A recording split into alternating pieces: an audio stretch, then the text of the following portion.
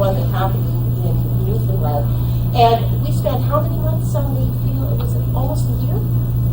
I think originally the research project had a funding period of 8 months, but And it got extended. It got extended for 14, Yeah. and we continued for another couple of months beyond. Okay, and so one of the things that we did discover is that it takes a lot of time. It takes a lot of time to develop relationships, and it takes a lot of time to develop just the mechanism so that people can come to the same table and get over some of the years and years and years of friction. And it varies across the country as well. Of course, that, like everything in Canada, we found enormous distinctions. But the themes that I talked about came through from coast to coast to coast. Those themes came through from coast to coast to coast. What varied across the country was the degree, I think, of tension, and how difficult it was to establish trust or not establish trust. So that in some provinces, in British Columbia, for example, they had much more of a foundation for trust and dialogue and conversation with funders and providers than they did in, say, Ontario. Ontario was very, very flawed. In all of the action research projects, we insisted that to be accepted to be funded, and we did fund the action research projects. And I guess the other interesting finding about that was we funded them so that they could hire a staff person to work with them to take some of the load off so they could do the work. And then a couple of them, they didn't hire another person. They used the money in some other way. And one of the learnings that we had, right, is that we then became asked as a funder. That was a hard lesson. Well, because the action research groups had to be accountable to us.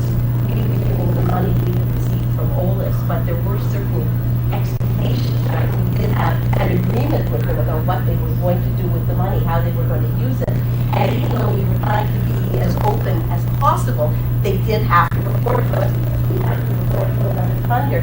And so we became a pass-through funder. And some of the tensions that people talked about being a funder, we experienced, even though we had sort of money happening. So there was some interesting peripheral learning that we had expected along the way. But what did happen in the action research projects was that A, it took longer than they expected. B, it often gave additional steps toward it turned out to be much more work than we had anticipated in the field. But in almost every case, people reported extremely positive outcomes. They needed to have a provider, they needed to have a funder who agreed to participate, and they needed to have a research friend. So there had to be someone who was acting as a researcher on the spot so that there was an actual research framework to what was going on, and they could track what was happening and describe what was happening, describe the outcomes and returns. So I think this is a segue into your talk about an actual project that happened, what you did and how you did it, and we'll have you say that.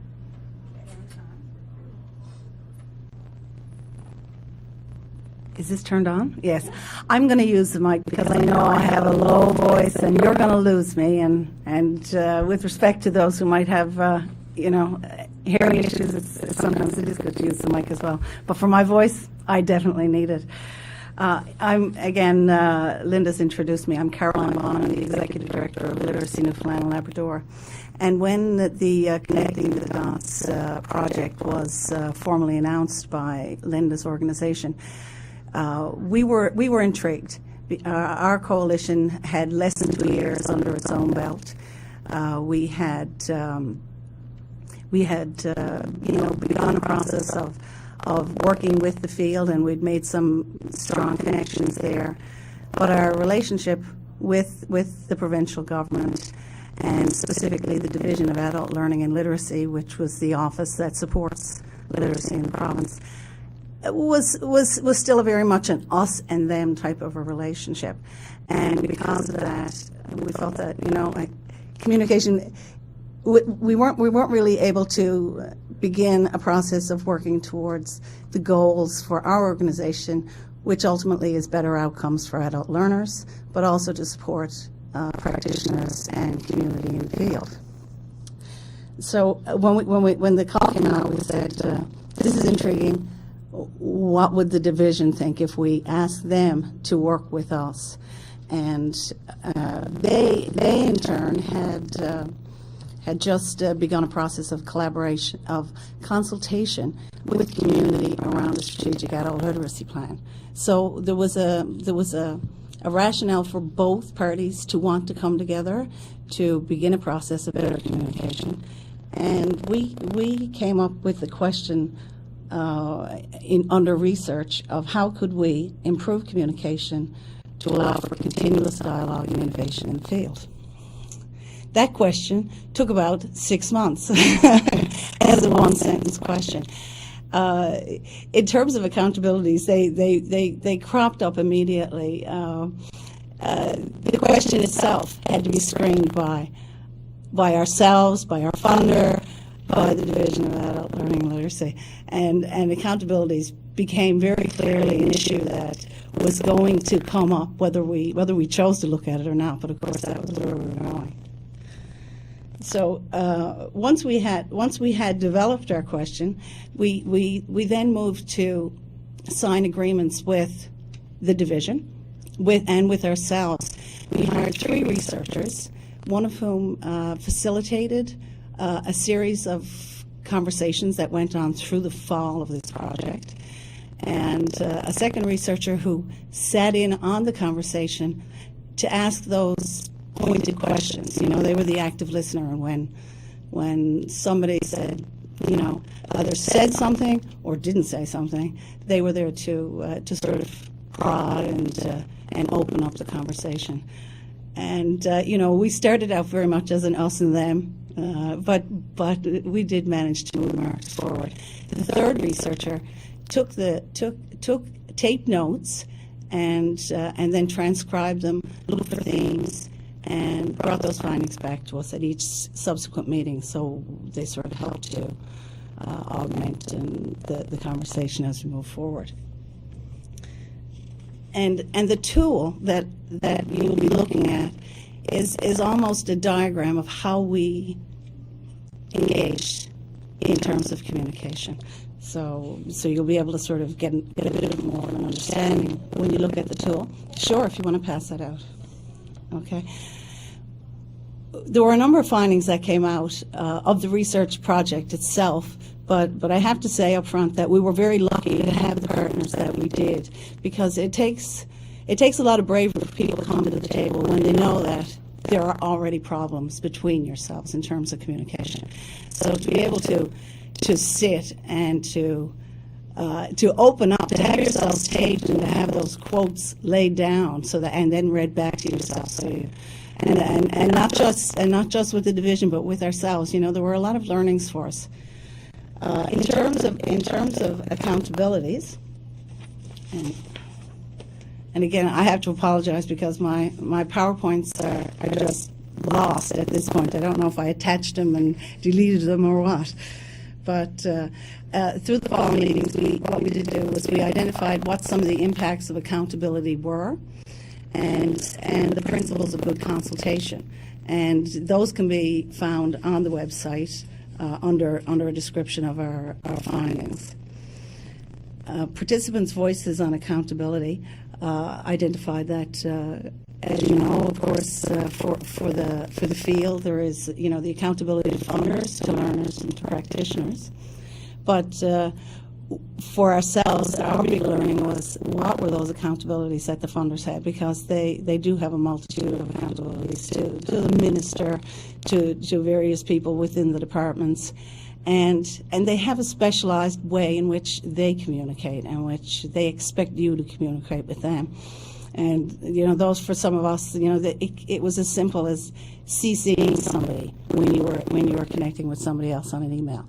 If you didn't CC them, then for them it created all kinds of problems. So understanding this very specific ways in which they need you to communicate with them was a really key comment for us.